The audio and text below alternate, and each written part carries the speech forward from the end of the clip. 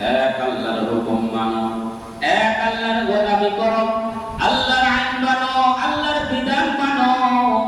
এটার ভিতরে শান্তি, এটার ভিতরে শান্তি, এটার ভিতরে শান্তি।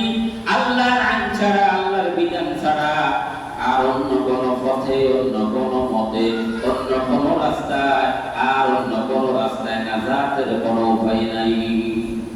অন্য কোন রাস্তায় যাইবে কি নাই, নাজাতের কোন উপায় নাই।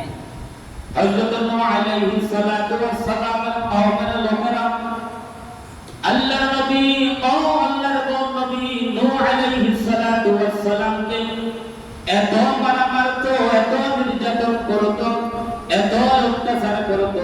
আমার ভাইরা বলেন, নূহ নবী আলাইহিস সালাতু ওয়াস সালাম কি মানুষ খুন করতো নাকি? না।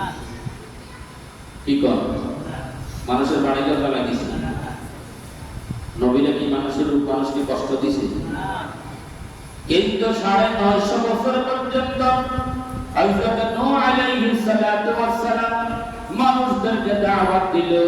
দাওয়াতের বিনিময়ে তিনি পেলেন শুধু মায়ের আর মাই। কি পাইছে? মায়ের আর মাই। যতই বুঝান এই জাতি বুঝে না।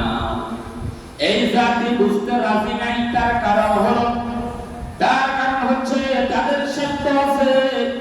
তাদের স্বার্থ হলো আমাদের বাপ-দাদারা যেইভাবে তারা চলে গেছে, তারা যেভাবে ধর্ম মানত, তারা যেভাবে সমাজ চালাতো, তারা যেভাবে রাষ্ট্র চালাতো, আমরাও ওইভাবে চালাই, আমরাও ওইভাবে চলতে চাই।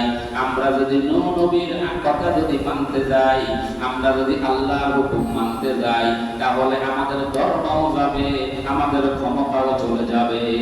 ক্ষমতা হারানোর ভয়ে, ক্ষমতা হারানোর ভয়ে, ক্ষমতা হারানোর ভয়ে এরা আল্লাহর দিকে আসে নাই। নূহ নবী একটা পর্যায়ে মার খেয়ে যখন ক্লান্ত হয়ে গেল, এবার আল্লাহ রাব্বুল আলামিনের কাছে সর্বশেষ তিনি দোয়া করেছিলেন, ওয়া ক্বালা নূহুর রাব্বি।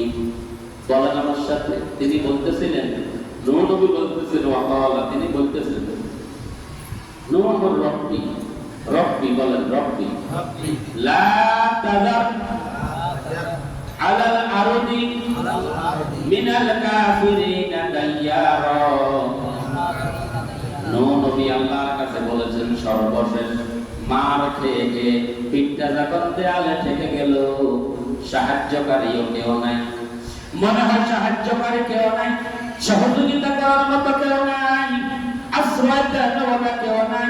মনে হয় পায়ের নিচে তো আর মাটি নাই, যাওয়ার রাস্তা নাই।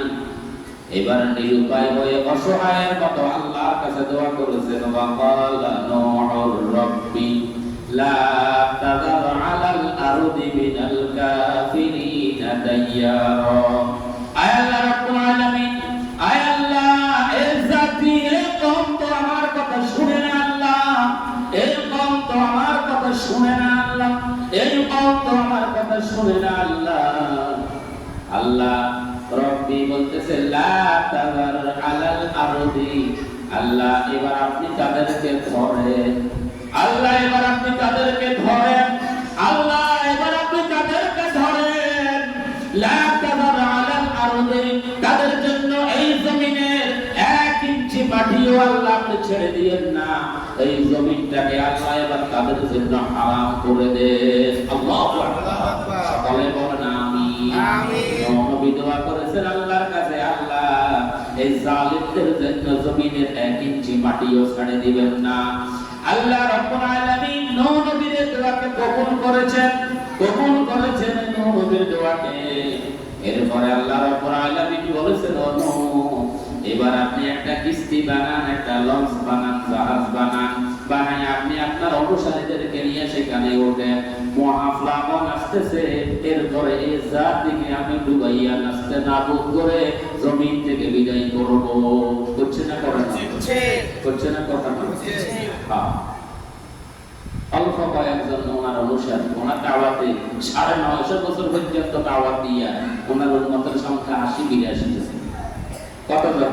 80-82 জন। অল্প সংখ্যক লোক নিয়ে লঞ্চে উঠলেন, জাহাজে উঠলেন।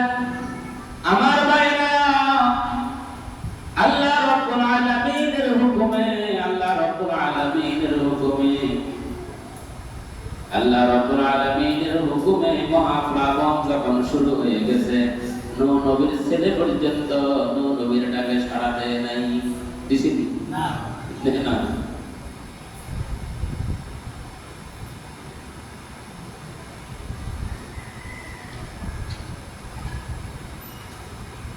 এতে কি কর নূহ নবীর ছেলেকে নামে কর তো আপনি কোন মহাপ্লাবন আইব যদি আইয়ে وهي تجري بهم في موج كالجبال ونادى نوح ابنه وكان في معزل يا بني اركب معنا ولا تكن مع الكافرين قال سآوي إلى جبل يعصمني من الماء قال لا عاصم اليوم من أمر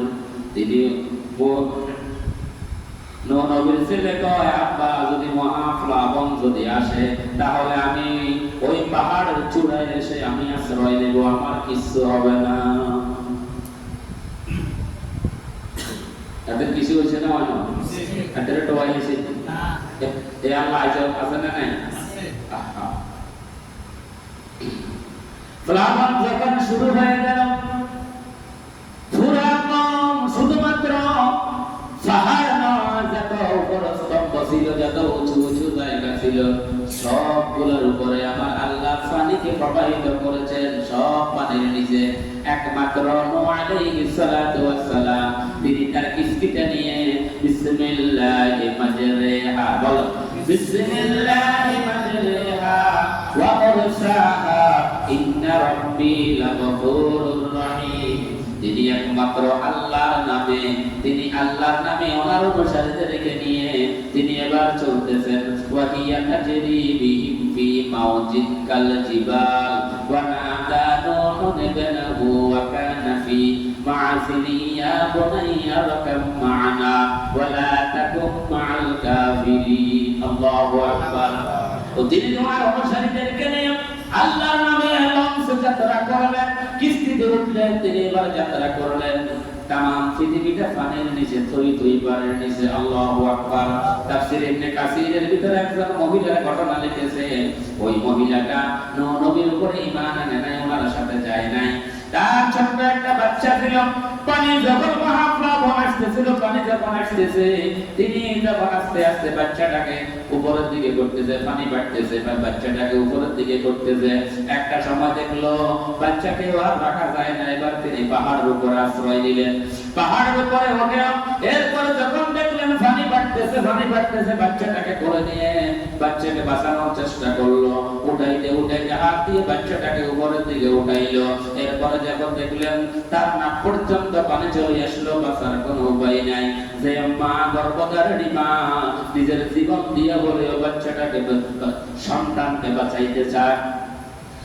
পাহাড়ের চূড়ায় উঠে যখন চেষ্টাটা ব্যর্থ হলো, পানি যখন বাড়তেই থাকলো, নাকের ডগা পর্যন্ত পানি চলে আসলো, এবার তো নিজে বাঁচতেই অবস্থা খারাপ। ওই সন্তানটাকে এবার পায়ের নিচে দিয়ে নিজে বাঁচার জন্য চেষ্টা করলো। সন্তানটাকে পায়ের নিচে দিয়ে এবার নিজেই বাঁচার জন্য চেষ্টা করলো। যিনি ওই মহাপ্লাবন যিনি দিয়ে পুরা কওমকে যিনি শেষ করে দিয়েছেন, ওই আল্লাহ আছে না নাই? আছে না নাই? আমার ভাইয়েরা, পুরা দুনিয়াতে শেষ হয়ে গেল, সব মরে যখন পরিষ্কার হয়ে গেল, যত এই পৃথিবীতে যত মুনাফিকরা ছিল, স্বৈরাচাররা ছিল, অহংকারীরা ছিল, ক্ষমতাধররা ছিল, যত বেয়াদবেরা ছিল, সবাইকে আমার আল্লাহ একসাথে শেষ করে দিলেন। এরপরে নূহ আলাইহিস সালাতু ওয়াস সালাম মহাপ্লাবন যেদিন শেষ হয়ে গিয়েছিল, তাফসীরের ভিতরে এসেছিল মহাপ্লাবনের এই পানিগুলি তামাম পৃথিবীতে স্থায়িত্ব হয়েছে। কোন কোন তাফসীরে লিখেছে 40 দিন, আর কোন কোন তাফসীরে লিখেছে 6 মাস পর্যন্ত এই পানি ছিল।